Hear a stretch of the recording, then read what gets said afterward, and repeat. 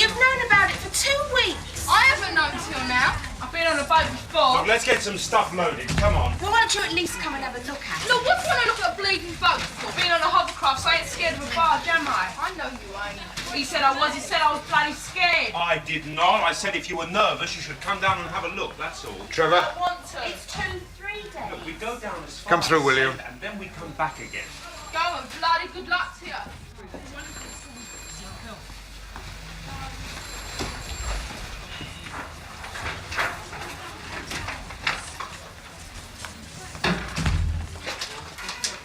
Where is it? Where'd you put it?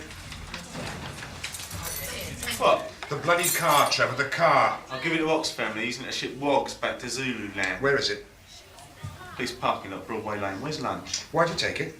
To get back to lunch. You were given money for a bus. I bought a car instead. You're not being clever, you know.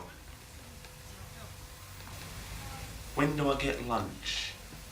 You don't. You've missed lunch, it's too late. You what? Next time I'll have you down the courtroom so fast you wonder what happened. Great. It's your last chance. Get out.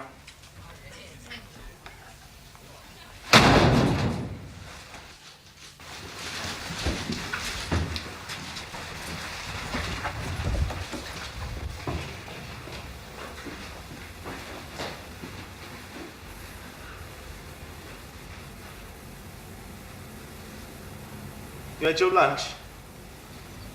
Yeah. I ain't. Wait. Wait. I want my lunch. Oi! I want my lunch!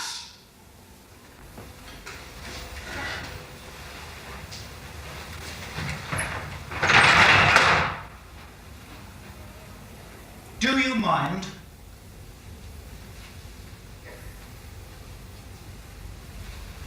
There's no lunch. You know there's no lunch. We don't serve lunch at 3 in the afternoon. He's got his in there, he's got it. The dining room's closed.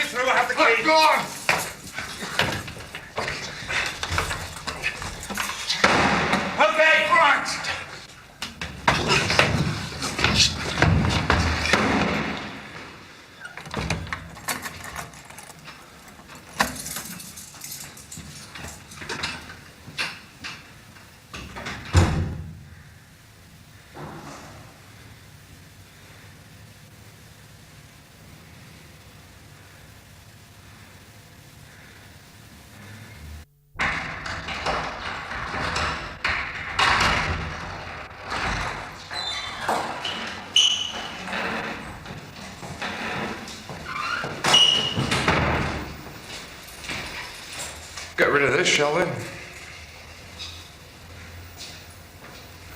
Heavy milk? Thank you, Peter. At least you can spell. Harry Parker, your social worker, I know Harry very well. He says you're bright, says you're worth a bit of bother. Wouldn't take the time if I were you. Don't be clever, don't be smart. We've no time to waste, get that. There's plenty of other kids we could be dealing with. If you really want to behave like a moron, we'll put you with all the other morons under lock and key at Ashmere House, and I can do that. I'll have you transferred to a secure unit. We'll do your assessment from there. If you're going to stay here, let's make it clear. You're going to have to step into line. Just a sec. You're going to have to step into line, and you're going to have to cooperate.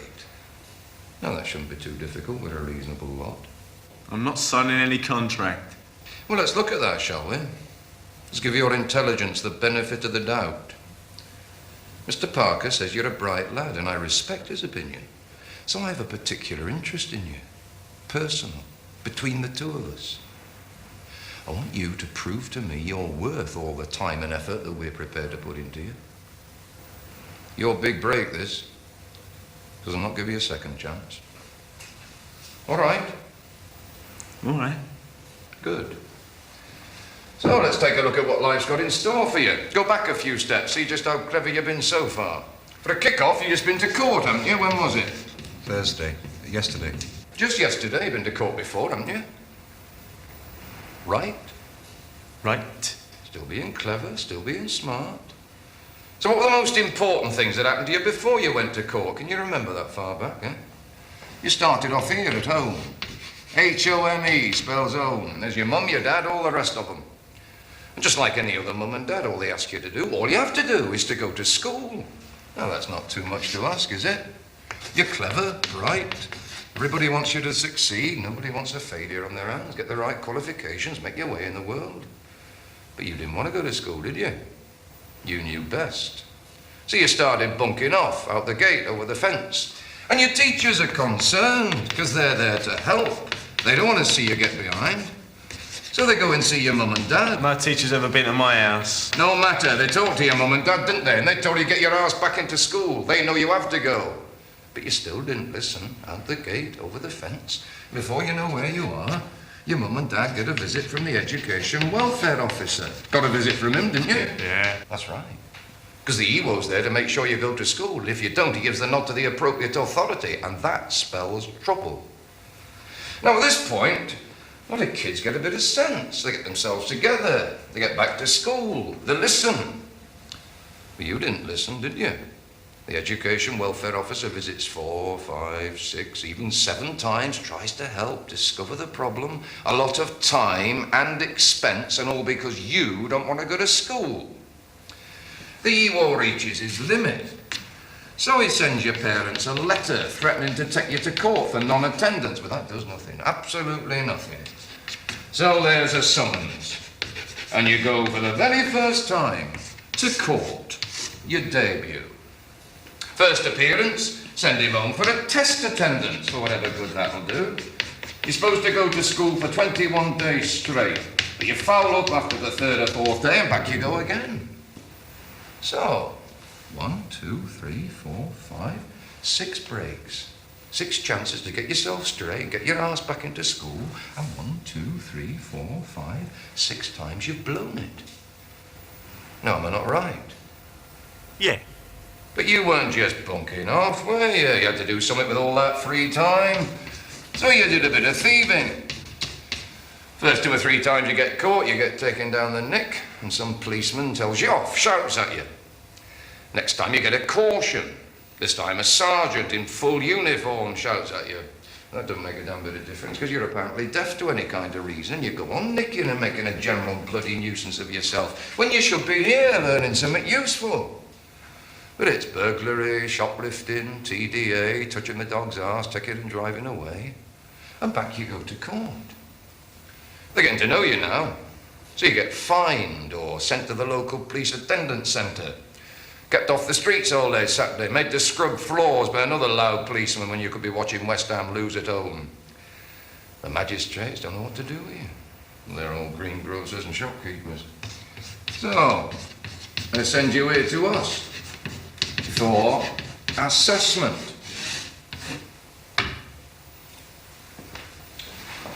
So, what we're going to do with you? We could recommend you go home. What? But they won't have you.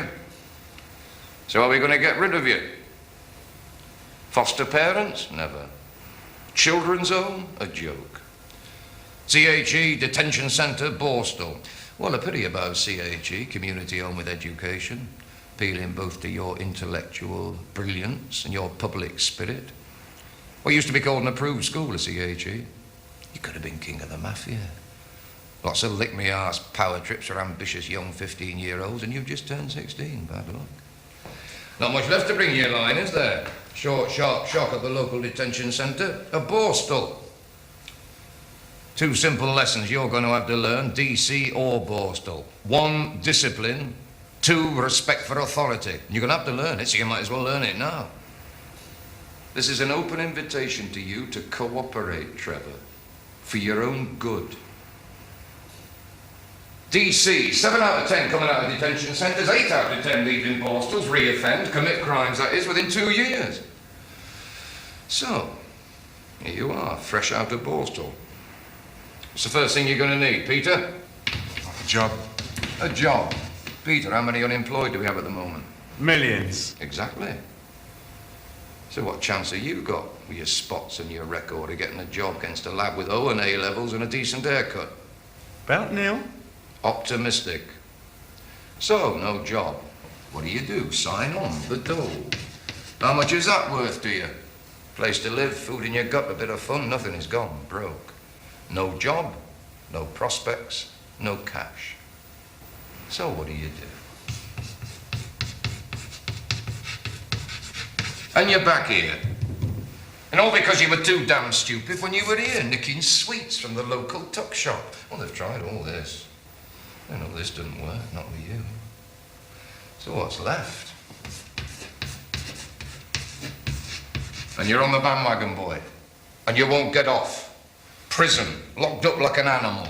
A job, no prospects. Dole, no cash. Thieving, no more chances. Prison, an animal. Round and round you go. Well, those are your options. You've created them. You've brought it all upon yourself.